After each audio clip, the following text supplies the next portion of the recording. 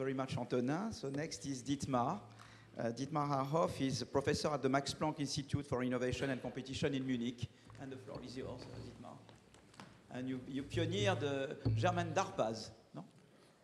I think so, yeah. Yes, exactly. So, despite of coming from a no growth, no government country, the fact that we were able to install something that does something that EIC certainly will do, successfully do, entitles me to say, hey, there's a message of hope here. We can do this. We can get agencies off the ground, agencies off the beaten path, that are agile, and that can do what Mario Draghi and his team told us, to focus on radical disruptive innovation, to get it going, to put it in the hands of not necessarily bureaucrats, but people who know the innovation business, and to incite a dynamic that will carry us, Europe, forward. And that's what I want to talk about. So it's organizing for disruptive. So essentially, I'm not here as the researcher. I also write papers, but right now I'm sort of a little bit in the implementation low country, if you want, and I'll tell you a story about that. So before I do that, let me pay respect to what Mario Draghi and his team have done, because it is wonderful that you have put the challenges that Europe is facing right in front of us in plain language. You have composed, you have collected, of course, stuff that is there, but you have added, and you have put it, you have synthesized it into a framework that we can now discuss and apply. And that is wonderful. And you've put innovation smack in the middle of that. That is, I think, very encouraging for the people who have carried innovation forward in the past in Europe and who want to do more. And I'll talk a little bit about energizing that community as well, because that's an important part of what we need to do. So we need to work culturally as well as just pouring out money. We need to get our inventors and our thinkers and our scientists moving again. So I will not go into all of these, because each of these bullets is a lot of work. So you also have put in front of us a work package, right? So just think about reforming the EU's framework program from something where a lot of tiny questions are given to researchers who can then apply to answering those tiny questions into something that is grander, that is bigger, that allows for more freedom. Okay, researchers very much respond positively to that, okay? But it's a huge task. Increase the share of budget for disruptive innovation. The EIC now has a nice and sizable budget, but they will need more in order to come up with radical innovation at the European level and to implement it and to bring startups to the fore and establish new industries. And picking the right people, that will be my main message to you, is one of the most important things that we need to do. This is not about institutional design. This is about bringing the right people into the responsibility that they should have to tackle these tasks. Personality measures, leadership skills matter. So, and I have great respect for bureaucracy. I'm ardent reader of Weber, okay? So fine, we need bureaucracy. But right now, we need deviation from bureaucracy, we need radical changes, we need institutions off the beaten staff. So, make the transition from invention to commercialization easier. Again, improve management of IP at university. I'll say briefly something, because the German agency picked a fight with university presidents who wanted to get rich by asking lots of licensing fees from their startups. Doesn't work. It deters the investors, okay? But you need to understand that. You don't get rich by being greedy as a university president. And they need to understand that. Adopt a unitary patent, wonderful, again, okay? That's making progress, and that is helping startups. Lower the regulatory burden on SMEs. Again, maybe a little bit easier said than done, but we're making progress on that as well. And then the final one, which I think is a wonderful example why gilded plating in the European context is wrong, establish one new legal form for startups. We had that on the table in Europe in 2013. It was killed by Germany. Why? Because the proposal that was on the table did not quite ascend to the sort of ambitions that we had with respect to worker representation. So we wanted to have the golden-plated version of it, and that killed European collaboration. That cannot be. We need to find practical solutions. One such practical solution is an agency that's got off the ground in Germany, and that now creates a little bit of a conundrum. And the conundrum has to do with the fact that, as Mario Draghi and his team correctly observe, 90% of R&D is by nation states in Europe. The American picture is exactly the opposite, right? Only 10% comes from the states and 90% comes from the federal. So we have an imbalance here. We work with different models, and we have to think about that. This is the history of the agency of Sprint, Agency for Radical Innovation, or for Leap Innovation in Germany. It starts in 2016 in a discussion circle I was privy to attend around Angela Merkel. And she is the single most important actor in this because she pushed it against bureaucratic resistance in the ministries who saw this as competition. And I think we have to be aware of that all of these proposals will fall into political battles. And we have to back them up because they are important. Okay?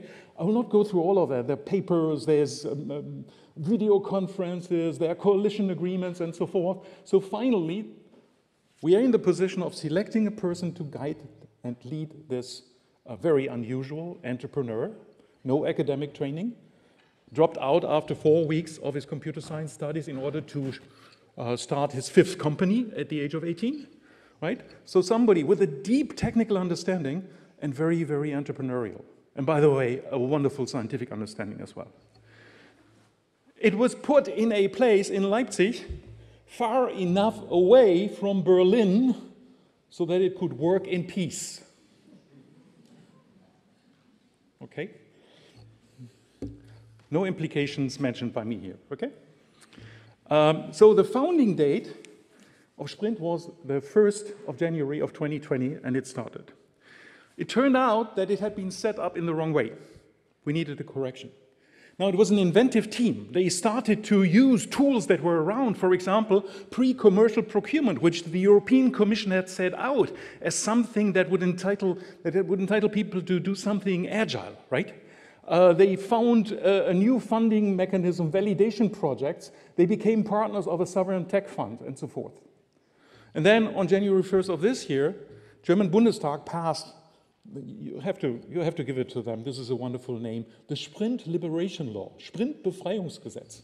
By the way, all parties agreed to it, and even the wing parties, left and right, did not vote against it. So there was a great support for doing what Sprint does. And it can now do VC-type funding. It can essentially do things that the EIC can do, albeit at a smaller scale with about 220 million per annum. I think that the budget will go up to 500 within the next 3 or 4 years because they're doing great work.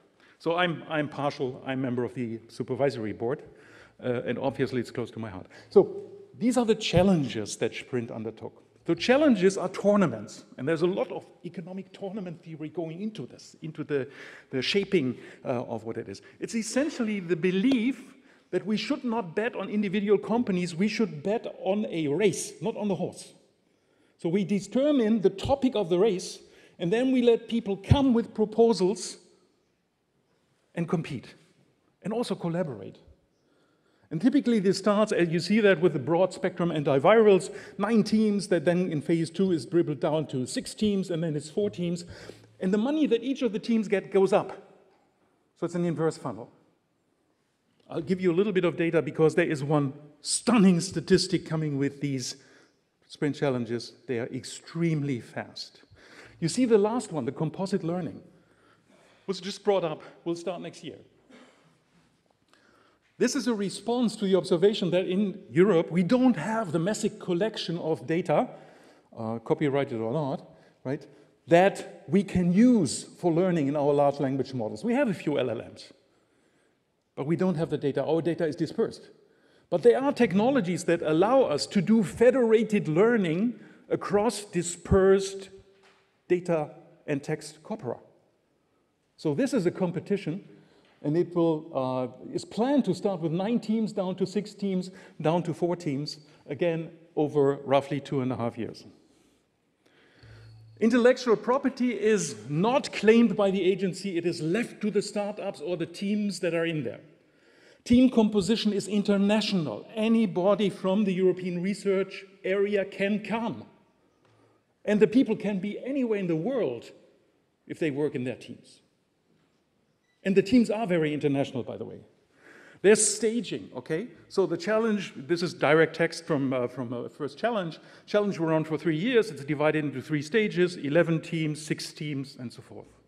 And the juries I hope profile, I brought you here the names in the jury of the Carbon to Value Challenge. That was a challenge that said, hey, how can we turn carbon dioxide into something that has value, that we can sell in the market, in order to address our most threatening challenge right now, that of warming of our planet, right?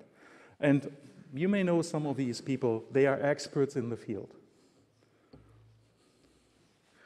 Sorry for the table, but the table has one very, very decisive advantage that I can show you. So these are the challenges. You see what the maximum financing in round 1 was. You see the number of applicants. The most stunning thing is the duration. How long it took from the deadline for the submission of applications to paying out money the first time. This is in days. This is not in weeks. I can tell you that entrepreneurial teams, that scientists react extremely positive on this news. There's also a communication component. You have to talk to these folks. You have to energize them. And I don't have the time to go into that, but we got a lot of, despite of the fact that maybe sometimes my country is a little bit dodgy and not so amusing and prone to use humor and other things, we got quite a number of people to sort of go to the engineers, go to the inventors, energize them, get them to participate. What are the critical issues that have come up? One critical issue is, of course, that in 2016 it was clear this had to be a civilian agency, because in Germany it would never have gotten through parliament if it had military component. Now after Zeitenwende things are different, but we need to discuss that. It was very clear from the beginning that if we had used an incrementally acting agency and put a radical aspect to it, we would have come up at something that would have been mediocre. That doesn't work. We need new organizations off the beaten path. We know that risk is high. It's roughly the risk that we have in venture capital portfolios, right? 20% of the remaining ones carry 80% of the total value in the portfolio. Some people say it's 1090, whatever. Explain that to a Rechnungshof, to a controller general, who just counts the 80% versus the 20% and says the failure rate is dismal. Agency has failed. So we need other ways of communicating that to our parliaments and to our classical bodies. Then, of course, there's this issue that we need to select the people and then trust them. We need to give them leeway so that they can do what they are able to do. And that sometimes means that we need to relax rules regarding budget rollovers or the parliamentary overview. There's a tricky issue in the collaboration with public research organizations and universities. So Sprint funded a project, IP30, that seeks to establish standards, what the maximum should be that a university gets for the release of the patents of the IP that flows into the startups. And then there are time limitations. This is borrowed from DARPA, of course, right? People should not be in office more than 5 years in these agencies, because otherwise they build empires. So, we have gotten this off in Germany. We have an EIC now. By the way, last Friday at the Falling Walls, the EIC team met the Sprint team and so forth. There's lots of communication and collaboration already in planning. By the way, Sprint has a French member in their team, which comes from Paris and is engaged in the French activities. So there's collaboration there. We know we need to work together to make this work for Europe. How do we do that? EIC needs better funding, that's very clear. EIC needs an ARPA component, this active component, the challenge component that I just described to you, which we have in Sprint. And then probably the national agencies will be the feed-in institutions upon which then EIC sets up its efforts and comes in with tremendous financial firepower, because it has more firepower and it is not under state aid rule. That's the big advantage. All of the national agencies have to abide by state aid rules. Okay, and then there's international collaboration, of course, with ARIA, the UK agency, and others. There's international collaboration, by the way, with the National Science Foundation, which Antonin mentioned already. The National Science Foundation came to the 5-year anniversary celebration of Sprint 3 weeks ago, signed a memorandum of understanding, because the National Science Foundation, as a science funder in the United States, is now setting up a directorate for innovation and transfer, and they are interested in the mechanisms. By the way, I wish that all national European funding agencies, for example in my country, would set up something like that and give transfer a little bit more emphasis in what they do. All of this is very important, and it has become more important since last week. Thank you for your attention.